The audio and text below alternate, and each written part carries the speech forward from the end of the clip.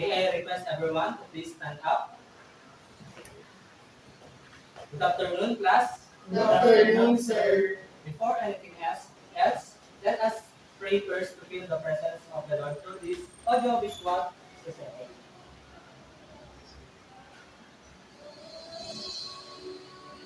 Almighty God, you are the source of life. We thank you for all the blessings you have given to us. Thank you for giving us another day to learn something new. Clear our mind and help us focus. Guide us and our teacher as we study and create new learning experiences. We pray in the name of Jesus Christ. Amen. Settle down, everyone. I will check your attendance. Raise your hand if your name is called or say present.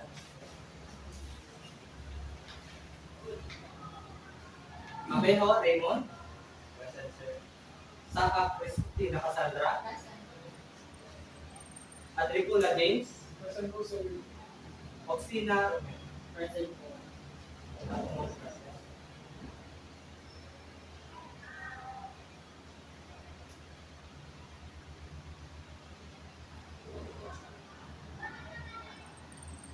So this is our classroom rules for today. So who can read? So Mark. Classroom rules. EIM. E.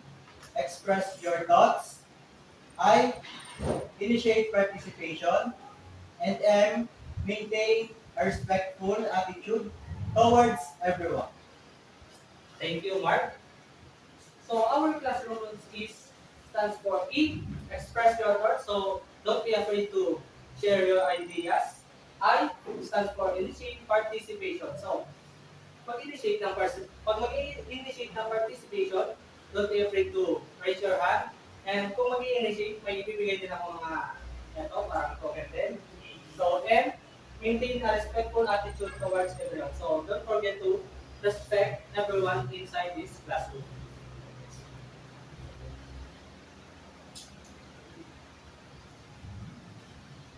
So, let's have a recap.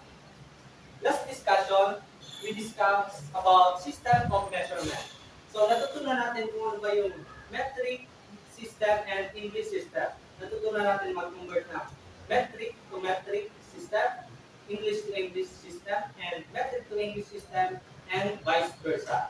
So, natutunan natin kung paano ba yung equivalent ng bawat isa. Halimbawa, ito, sa English unit, and its equivalent, 12 inches is equal to 1 foot, 1 foot is equal to 0.33 yard, and 1 yard is equal to 36 inches. And metric unit and its equivalent, 10 millimeter is equal to 1 centimeter, 10 centimeter is equal to 10 decimeter, and 10 decimeter is equal to 1 meter. And yung pinakamahirap, natutunan natin yung English to metric equivalent. Kung saan 1 inch is equal to 2.54 centimeter, and 1 foot is equal to 30.48 centimeter, and 1 yard is equal to 21.44 centimeter.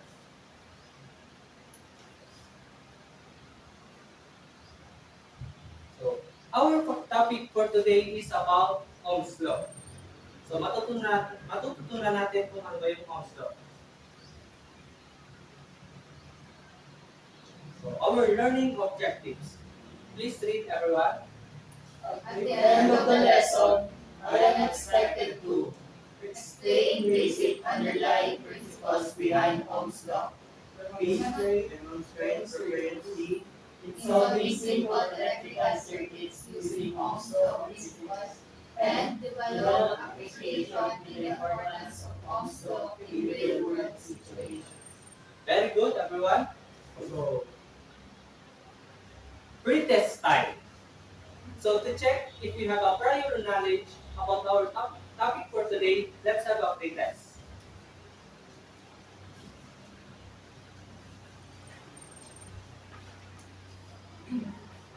Get 1/4 sheet of paper and answer this within 5 minutes only. So, huwag kalilimutan ang ating objectives. So, at exactly 3 3:40, we will check your paper.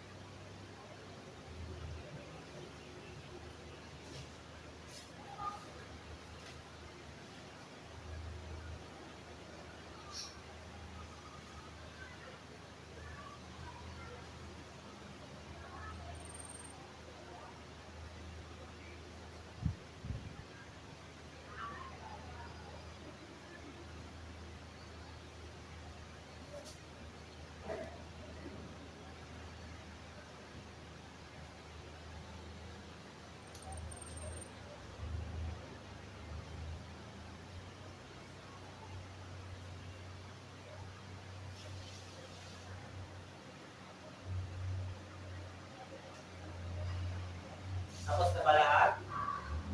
Tapos na ba?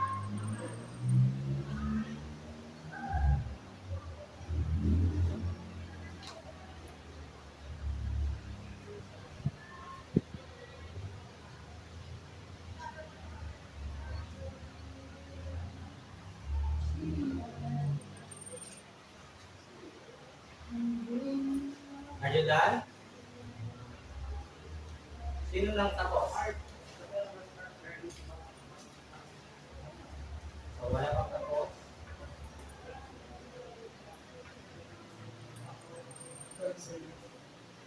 Sino pag hindi tapos? Mas po mga isa na lang po. Sige. Let's wait for Miss Cassandra.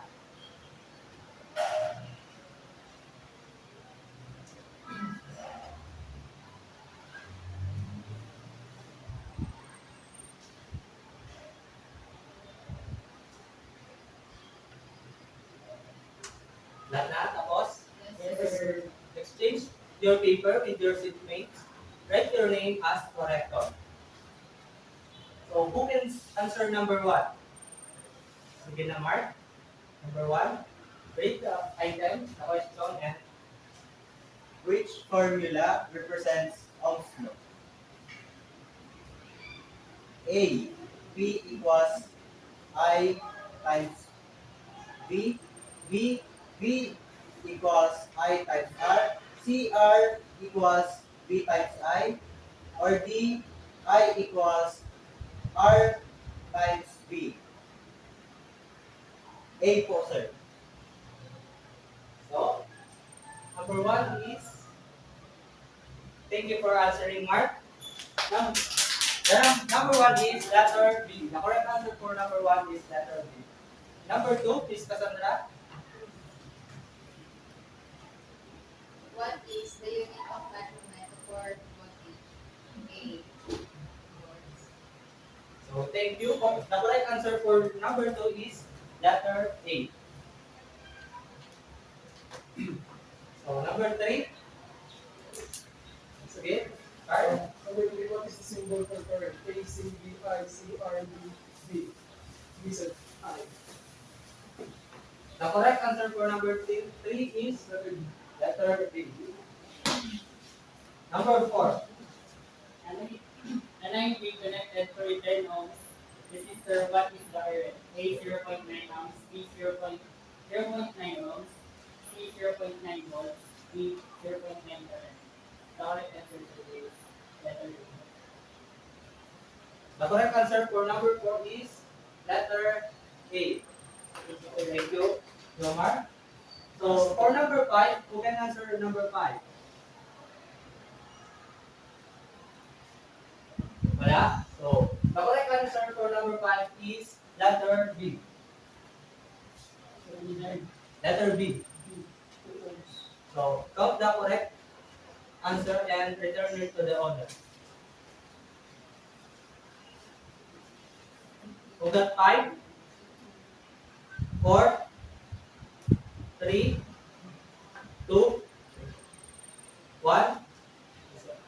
So, medyo mabababa yung score nyo sa ating pretest. So, para mapataas natin yan, i-discuss na natin yan sa ating lesson proper mamaya.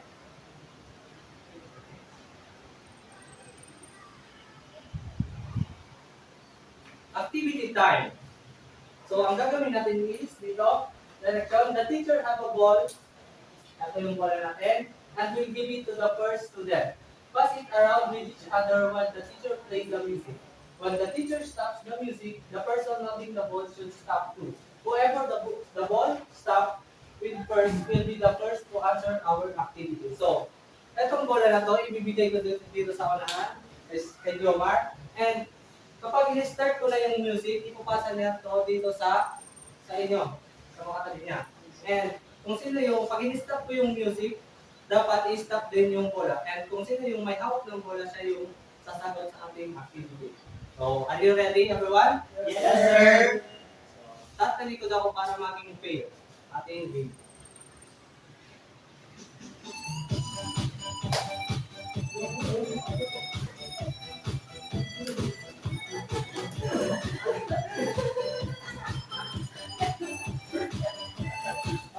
Sino yung namuling bola? So, Bart, Yes, sir. what word can you form Resistance. from these jumbled letters? Resistance, sir. So, very good, Carl. Yes. Resistance. Yes. Thank you for answering, Carl. Thank you, sir. So, next.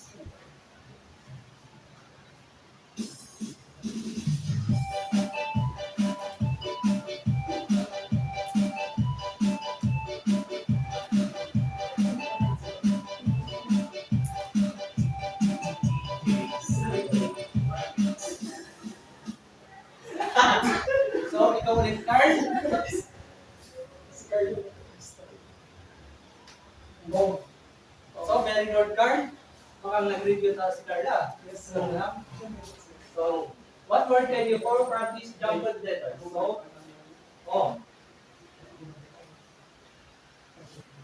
Next.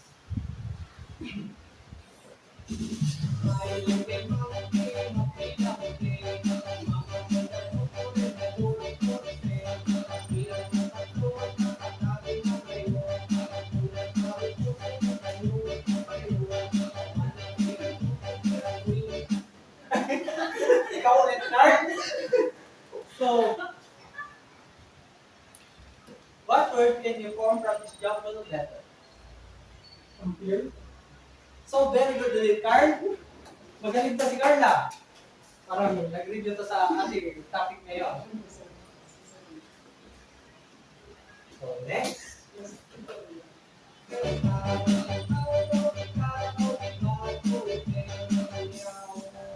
Very pa naman, sir.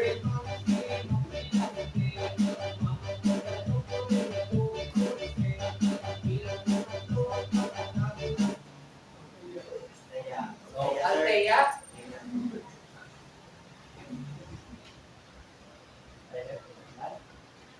What word can you form from these jumbled letters? So, very good, Althea. It's correct.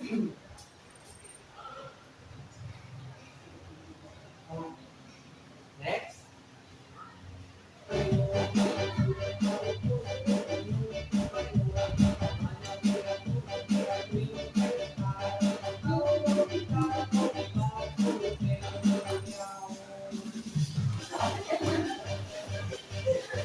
Wait. So, Ian, what word can you form from these jumbled letters? Ano, sir? Balls. Very good, Mark. Good, Mark. So, balls. Mamaya, malalaman natin kung ano ba yung mga naka-squad yan, naka-attach. So, for our next activity, everyone, what can you say or what can you observe from this illustration shown in the TV? Anyone?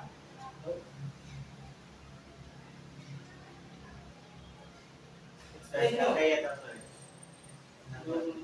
Sige, Antea, please stand up. So, based from the image, sir, the resistance is yung parang pumipigil sa ball and sa here. And yung ball po, sir, is yung nagpo-push sa current. So, thank you for participating, Atea. So, anyone? Sino pa pwedeng mag-participate? Kahit ano? Una observe niyan sa... Sige. Jomar? Based sa picture po, sir, we can say that voltage and current, sir, is always reversed. So, thank you, Jomar. Very good. So, mamaya, malalaman natin kung tama ba yung sinabi ni Althea or ni Jomar. So, let's proceed. So, ready na ba kayo? Yes, sir. Ready din sa ating lesson proper. So, Ohm's law. Sino may idea kung ano yung Ohm's law? So, Ohm's law, ito yung relationship ng current, voltage, and resistance. So, ito yung relationship, ulitin ko, ito yung relationship ng current, voltage, and resistance. And itong Ohm's law, it helps us to understand more how electricity works. Next.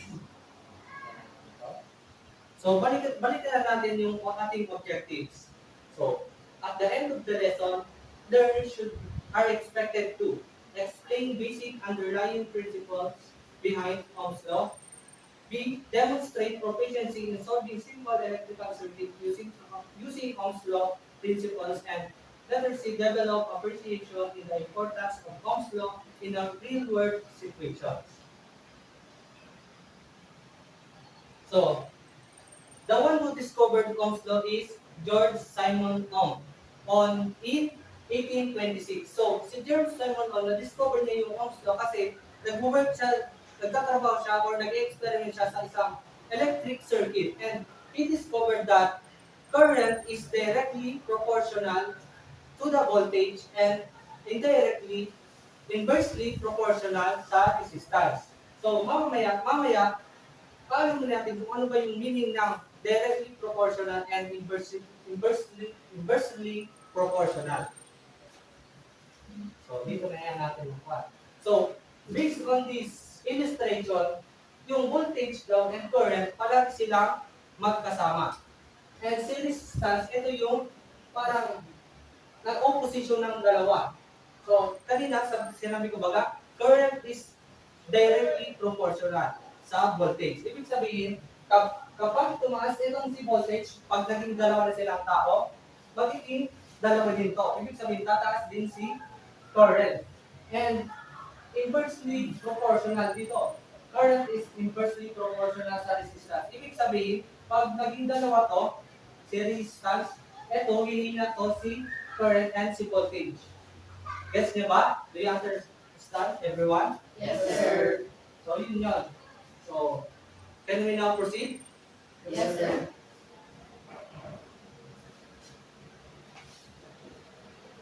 Ano nga yung sinabi ko kanina? Current is directly proportional sa voltage and current inversely proportional sa resistance. So, very good.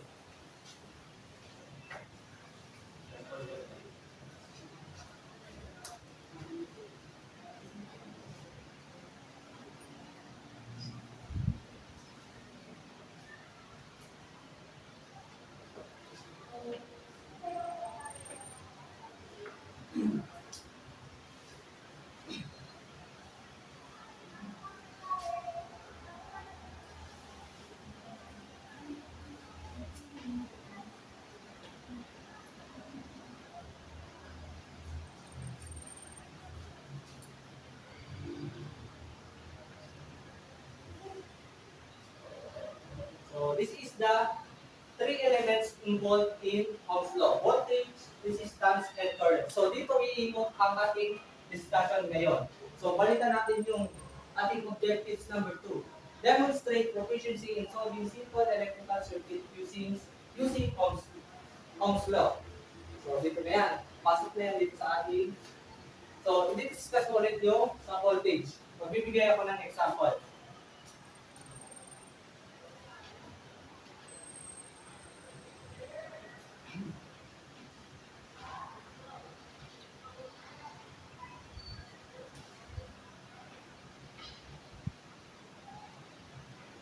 halimbawa, si Jomar is nakatira siya sa bundok. So, naisip ni Jomar na, si Jomar nasa bundok. So, si Jomar, palagi pa siyang bumababa dito para magtigib ng tubig. Palagi pa siyang bumababa. So, naisipan niya magpalagay ng tubig dito. So, pagpunta ni Jomar dito, nung patungan, walang tubig na lumalabas. Bakit? Kasi mataas. So, naisipan ni Jomar na magpalagay ng water pump. Water pump. So, sa tingin nyo, yung kanina i-discuss natin dito, kung si voltage is yung parang tulak, yung voltage is tulak ng current, and si resistance is yung opposition, sa tingin nyo, alin kaya dito yung voltage sa tatlo? Alin? Sige, Jomar. The voltage here is the water pump. Yes, very good, Jomar. The voltage here is the water pump.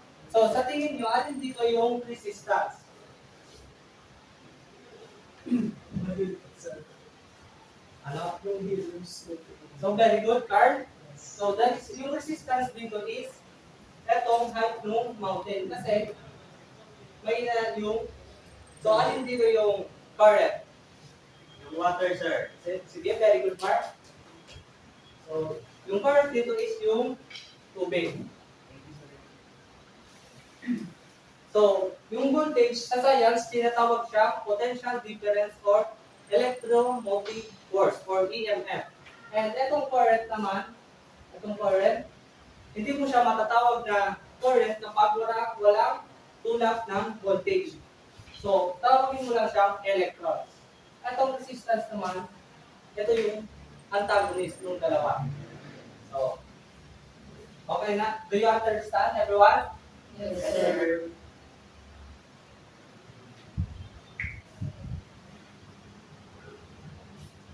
Let's proceed here. So, ready na ba mag-proceed tayo dito?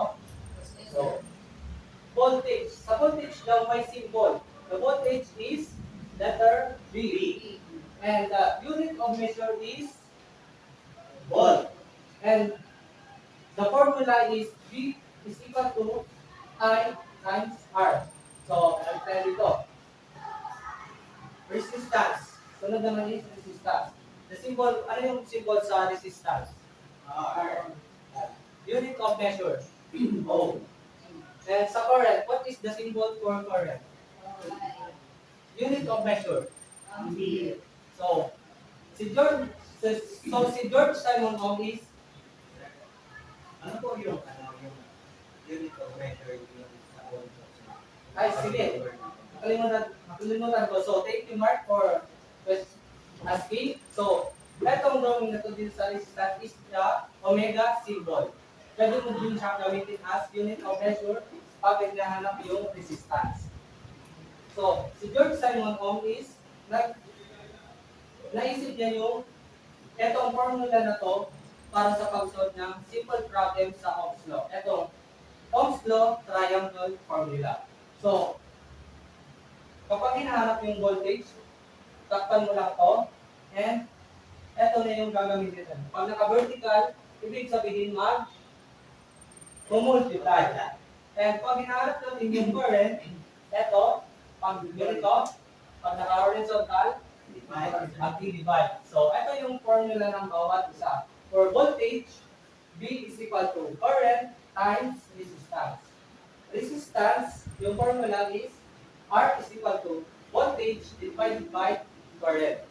And for current, I is equal to voltage divided by R. So, nag-guess niyo po dito guys? Yes, sir. Ulitin natin. Ano yung formula pag hinahanap yung resistance? What is the formula if we are finding the resistance quantity? Sige, Althea. V divided by R. Very good, Althea. So, what is the unit of measure ng resistance? Unit of measure. Ohm po, sir. So very good. The unit of measure for resistance is ohm or etong omega symbol. And another question. What is the symbol for current? So very good, Jomar. The symbol for current is the big letter I. And what is the unit of measure pag hinahanap yung current? Ampere po. So very good, Mark. So now we will proceed with our discussion. So ready na ba sa pag-solve ng simple basic Ohm's law problem? So, Yes, sir. makinig po guys. So we have here a sample problem, a word sample problem. So ako muna yung mag-solve. So ang sample problem natin is, if a circuit has a resistance of 18 ohms and a current of 15 amperes, what is the voltage?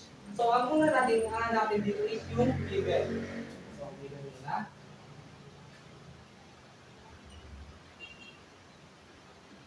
Ano ba yung given dito sa problem? So, ito yung given.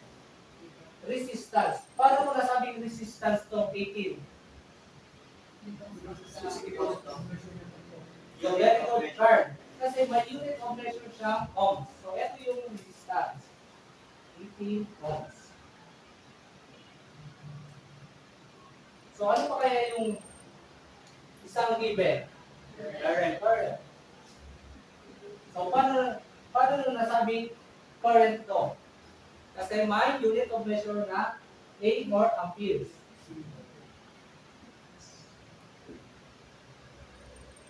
So, ano yung hahanapin natin? Voltage. So, what is the formula of finding the voltage quantity? So, ito na yan. Kaya, copyahin lang to. Voltage is equal to I times current. Substitute the value in amperes and ohms. So 15 times 18. Ilan kaya yan?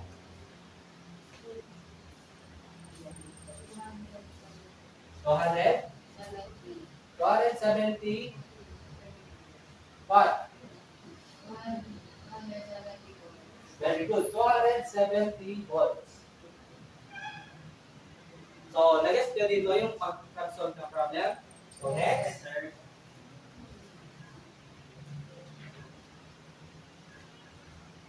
So, itong next na problem natin is, resistance is 240 ohms and voltage is 9 volts.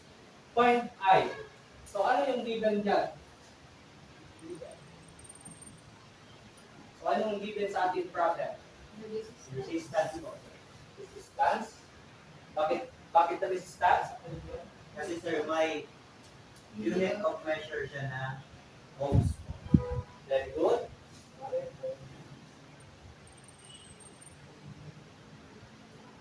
And ano pa yung given? Sa given? Voltage. Ilan yung voltage? 9 po. Then, ano yung hinahanap natin? Current. Very good, current. So what is the formula for finding the current quantity? Voltage divided by resistance. So, very good. So substitute the value.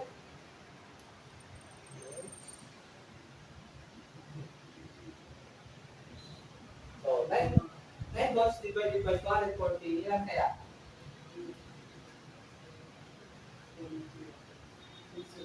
9 volts divided by 240.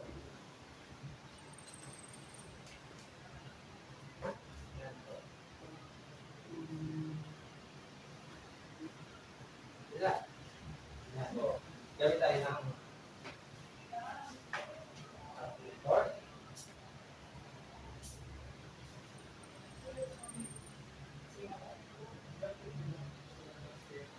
.037 times. Okay. 337.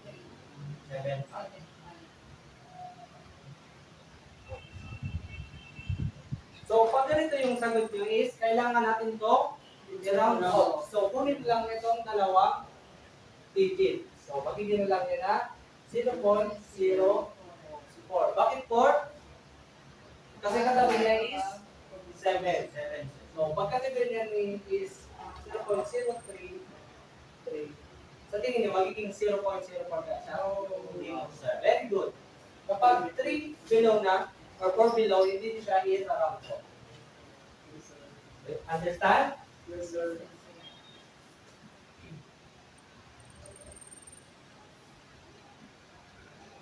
So, this is our last answer. So, next. Ito na tayo. So, kapag ganito yung problem natin, schematic. So, same ulit yung gagawin natin.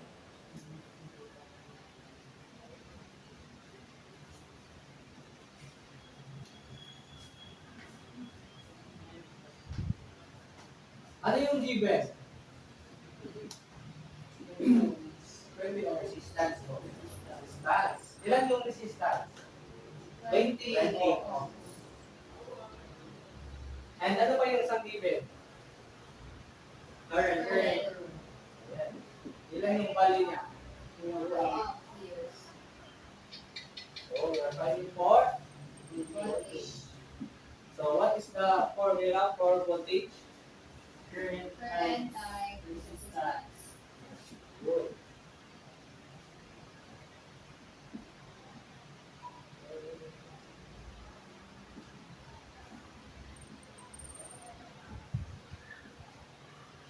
So 2 amps times 20 ohms is equal to 40 volts.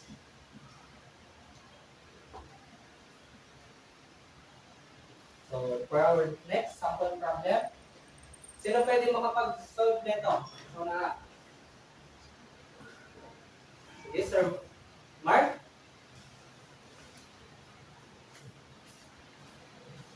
Tapos, explain kung bakit yung nag-come up ka sa sagot na yan.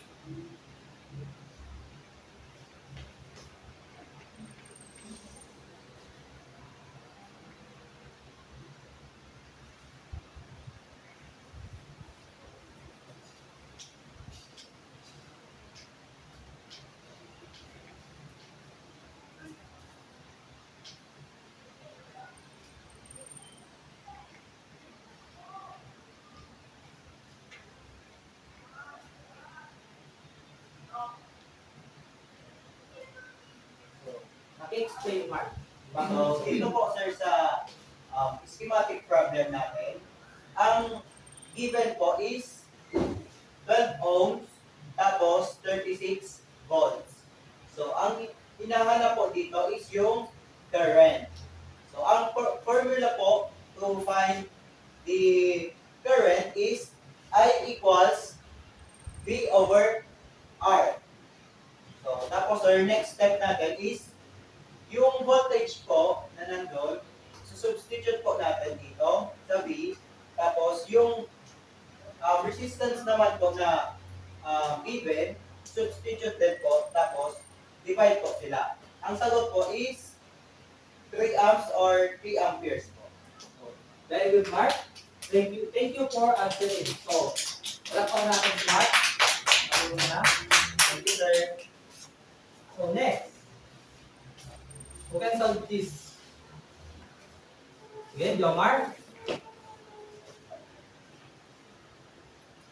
And pag-solve mo, explain kung bakit yung sagot.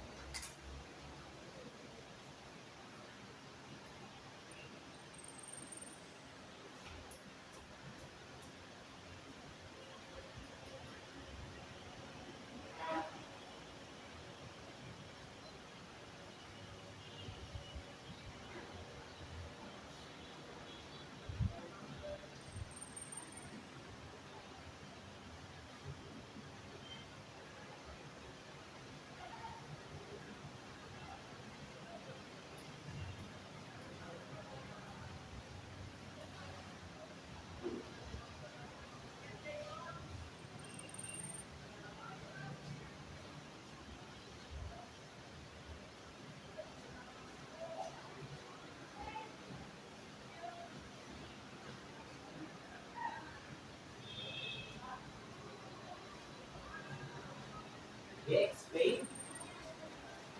Okay, so based from the given problem, sir, given that we have volts, which is 36 volts, and then we have um, current, which is the 6 amperes, and then we are looking for the resistance. So the formula that we will use is the resistance is equal to voltage over current. So let's substitute. The voltage is 36 volts, and then the amperes is 36 volts divided by 6 amperes. The answer is 6 ohms. So, tama pa guys? Yes, Yes. sir. Yes, tama. Very good, Jomar. So, palakpakan natin si Jomar. Here's your reward. Based dito sa ating discussion, what is the importance, ano kaya yung importance ng Ohm's Law sa ating mga buhay? So, ang importance nitong Ohm's Law is that it helps us to understand more about electricity or paano siya gumana. And nakakatulong nitong Ohm's Law kung ano ba yung mali, ma-identify yung mali sa isang circuit. Halimbawa, nag-wiring tayo dyan sa wiring board. Napansin nyo, paka-energize nyo is mahina yung ilaw.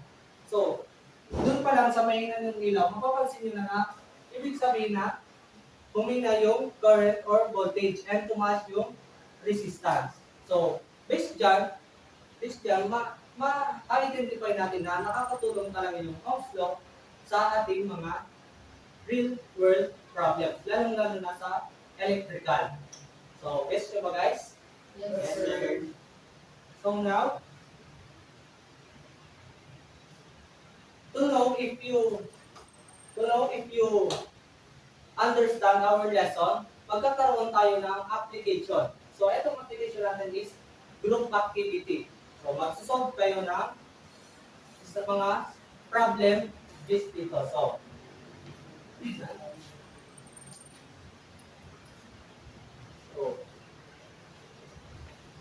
ito yung point distribution. This is a group activity. So, 4 kayo dyan, 4 groups ng ating competition. So, ang mechanics na itong activity natin is kung sino yung mabilis mag-solve at may tamang sagot, siya yung may mataas na puntos. So, ilis natin ito.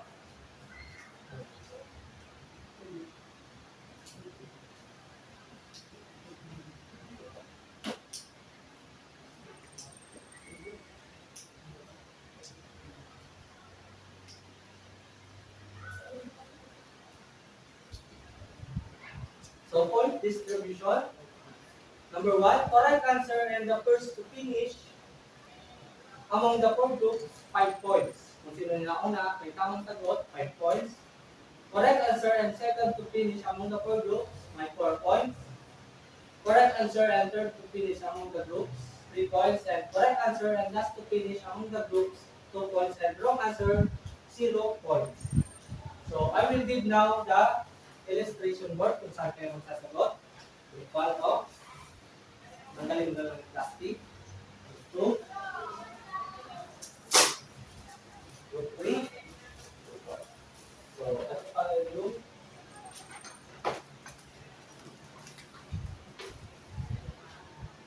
here's your top.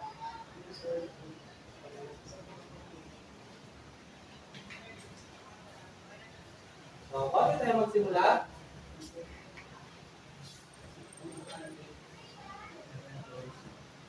Dito natin release to puntos ko.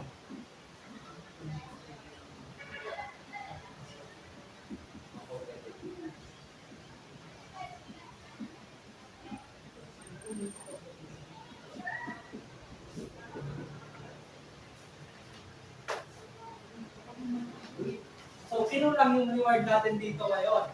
Apat kayo dito. So, kung sino yung may pinakamataas na puntos, yung top 1, kung sino yung top 1, ito, iPhone 15. And top 2, iPhone. And top 3, refrigerator. So, pwede gumamit po ng cellphone. So, you can use your cell phone as calculator. So, ready na mga guys? Paano po sir yung walang cellphone? So, with solution. Of course, dapat complete. So, sino wala yung walang cellphone? Ako po sir.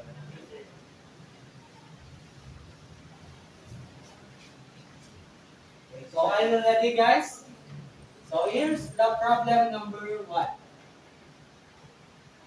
Unahan lang yan ha.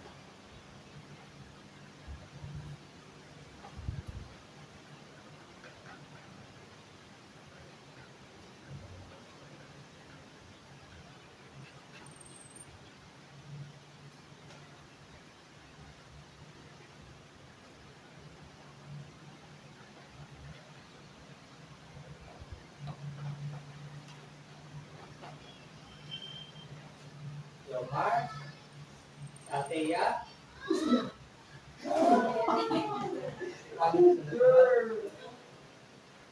so, Yomar,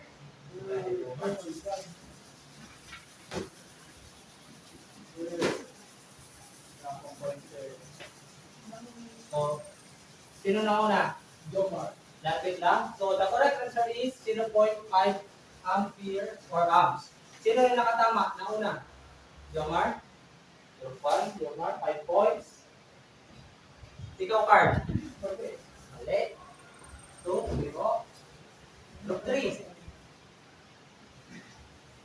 Tama. 4 points lang. Nasa ako sir. Last. 2. 1 na lang.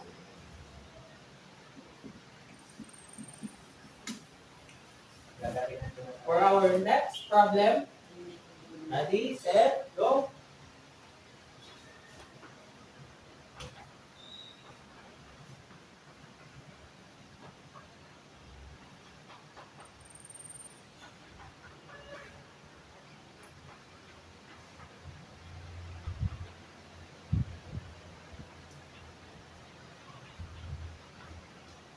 Una-una, itas agad yung illustration board para makita.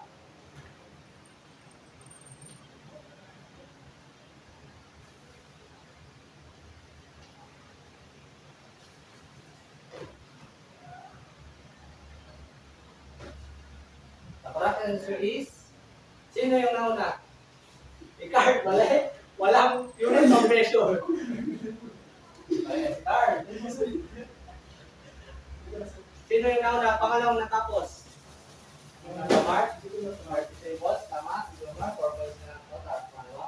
Yung pangatlo. Ateya, sino? Sino tayo yung dalawa? Ateya. Last. 3. Now, plus 2. So, next problem. Ready, go.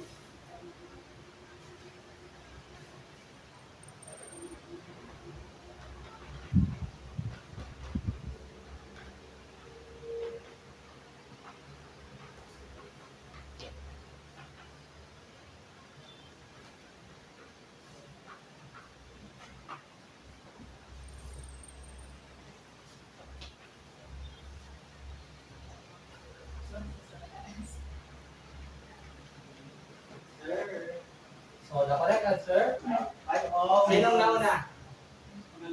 Yeah. 5. Pangalawa? Sino pangalawa? Jomar. 4. Pangatlo?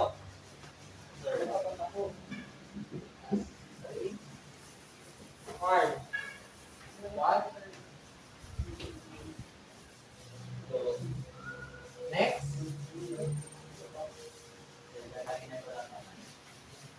Go.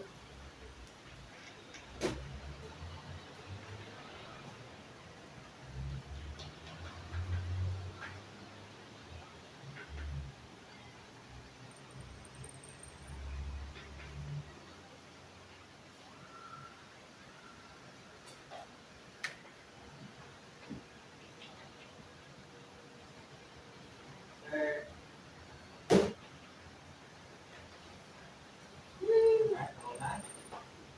Dalawa, pangatlo, pangapat, pangatlo. So the correct answer is 0.02 amps. Amps. Wala. Tama. 5. Pangalawa si Carl, tama. 4. Sino yung pangatlo? Ako ang last. Wala. Balik ka dyan, Bar. Wala So for our last problem, Zero ka. ay itong Third. So for our last problem, go.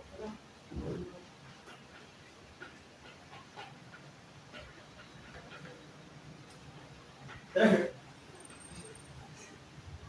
So, ano rin? Okay, taas lang. Una, pangalawa. Tatlo. Apat. So the correct answer is 200 volts. So, lahat kayo. 5, 4, 3, 2. So, Sir, nauna ako, sir. 1.1 na. one Sir, like that. ay 2 points ako. Five ako, sir. Ako na, sir. 2 points ako, sir. 5 ako, sir. So, sorry. Napalitan. 2 points ako, sir. So, rewarding time. Sino yung pinaka-malali? 16, sir. Ay, Five. 9, 13, 16. Card? 8. Si Althea, ilan? 18. Ilan si Althea? 18. 18. Si Mark? 16. 4 plus 1. 16. So yung si Mark, mamaya na, pag nakatian na sa something yun, mamaya. So, what have you learned? So sum up, kung may nakakuha kayo ng significant learning, anong natutunan nyo sa ating discussion, sa ating activity, and sa ating application? So, ano nga yung topic natin ngayon?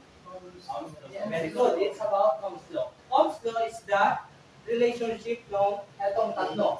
Voltage, resistance, current. So itong Ohm's law, it helps us understand how electricity works.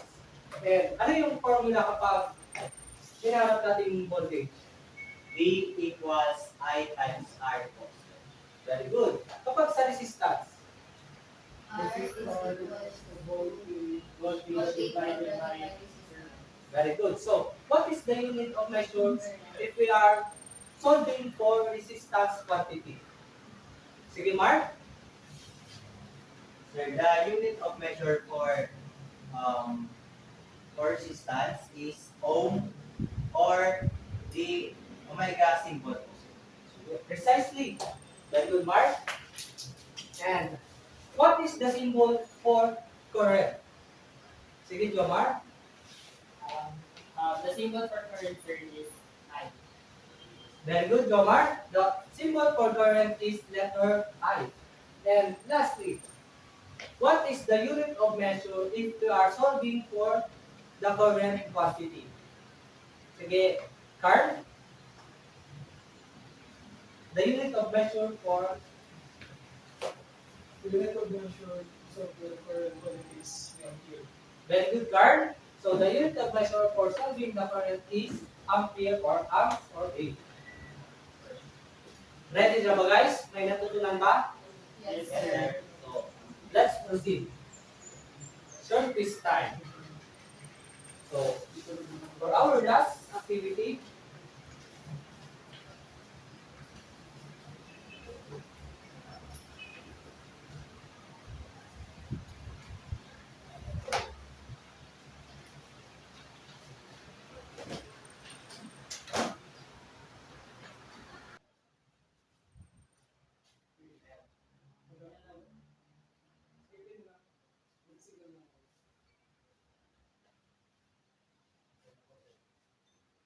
okay, take the paper and count the number of correct answer and return it to the owner.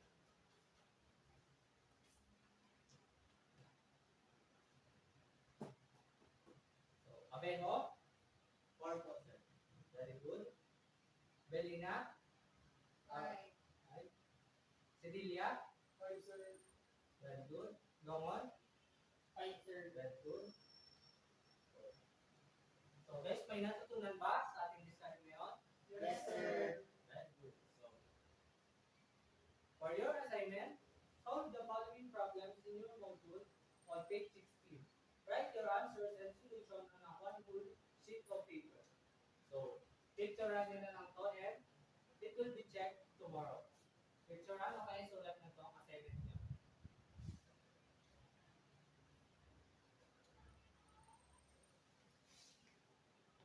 Tapos na, nasulat na guys? Yes, Yes, sir. sir. So guys, thank you for listening this afternoon and goodbye class. Thank you, sir. Nice, sir. Thank you, sir. Bye everyone.